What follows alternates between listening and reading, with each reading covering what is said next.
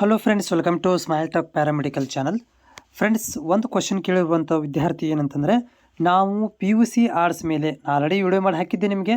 ಆದರೂ ಕೂಡ ನಿಮ್ಮಲ್ಲಿ ಡೌಟು ಮತ್ತು ರಿಪೀಟ್ ಆಗಿದೆ. ಹೊಸ ಅಭ್ಯರ್ಥಿಗಳು ಇರ್ತಾರೆ. ಸೊ PUC ಆರ್ಟ್ಸ್ ಆಗಿದೆ ಮತ್ತು ಕಾಮರ್ಸ್ ಆಗಿದೆ. ನಮಗೆ SSLCಯಲ್ಲೂ ಕೂಡ ಒಂದು ಏನಪ್ಪ ಅಂದರೆ SSLC ಮೇಲೆ ನಾವು ರ್ಯಾಂಕ್ ನಂಬರನ್ನು ನೋಡಿದಾಗ ಅಲ್ಲಿ ಕೂಡ ರ್ಯಾಂಕ್ ಬಂದಿದೆ. ಆಮೇಲೆ PUCಯಲ್ಲಿ ನೋಡಿದಾಗ ನಮಗೆ ರ್ಯಾಂಕ್ ನಂಬರ್ ಕೂಡ ಬಂದಿದೆ.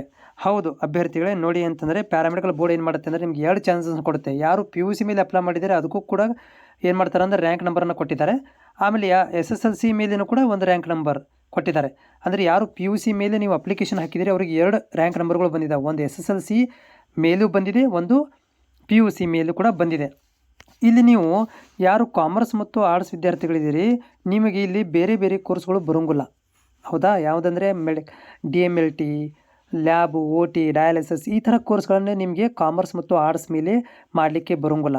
ಅದರ ಸಲುವಾಗಿ ಪ್ಯಾರಾಮೆಡಿಕಲ್ ಬೋರ್ಡ್ ಏನು ಮಾಡಿದೆಯಪ್ಪ ಅಂತಂದರೆ ನಿಮಗೆ ಒಂದು SSLC ಮೇಲೆ ಕೂಡ ಒಂದು ರ್ಯಾಂಕ್ ನಂಬರನ್ನು ಕೊಟ್ಟಿದೆ. ಅದರ ಮೇಲೆ ನೀವೇನು ಮಾಡ್ಬೋದು, ಲಾಗಿನ್ ಮಾಡಿಕೊಂಡು ನೀವು DMLT, OT, ಡಯಾಲಿಸಿಸ್ಗಳನ್ನು ತೊಗೋಬೋದು.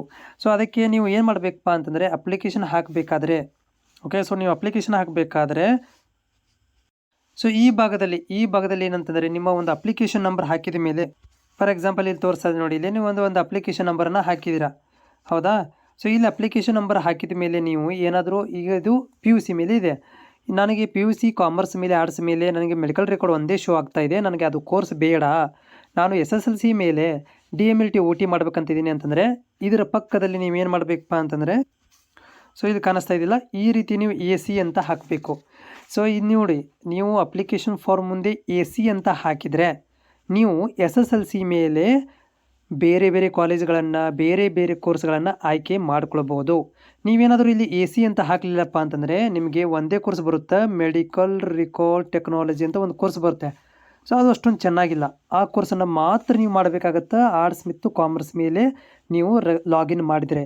ಇಲ್ಲ, ನಾನು ಆರ್ಟ್ಸ್ ಮೇಲೆ ಮತ್ತು ಕಾಮರ್ಸ್ ಮೇಲೆ ನನಗೆ ಆ ಕೋರ್ಸ್ ಬೇಡ, ನನಗೆ SSLC ಮೇಲೆ ನಾನು DMLT, OT ಮಾಡಕ್ಕೆ ಬಂದಿದ್ದೀನಿ ಅಂತಂದರೆ ನಿಮ್ಮ ಅಪ್ಲಿಕೇಶನ್ ಮುಂಭಾಗದಲ್ಲಿ ಈ ರೀತಿಯಾಗಿ AC ಅಂತ ಹಾಕಿ ಲಾಗಿನ್ ಮಾಡಿ. ಅವಾಗ ನಿಮಗೆ ಎಲ್ಲ ಕೋರ್ಸ್ಗಳು, ಎಲ್ಲ ಕಾಲೇಜುಗಳು ಕಾಣಿಸುತ್ತವೆ.